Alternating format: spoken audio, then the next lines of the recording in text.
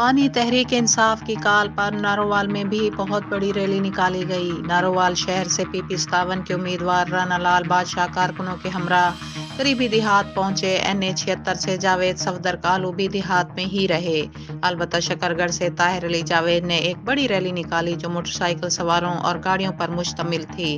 PP 58 سے PTI کے امیدوار عرفان عابد بھی ایک بڑی ریلی کے ہمراہ کنجروڑ اور چندر کے راجپوتہ سمیت کئی دیہات میں پھرتے رہے، جبکہ پولیس اور کارکن شہر میں انتظار کرتے رہے۔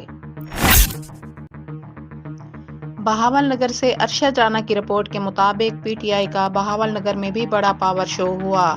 شاہد امین آکو کا امیدوار MNA حلقہ 161 اور اویس اصغر امیدوار MPA حلقہ 240 نے الیکشن ریلی کی قیادت کی۔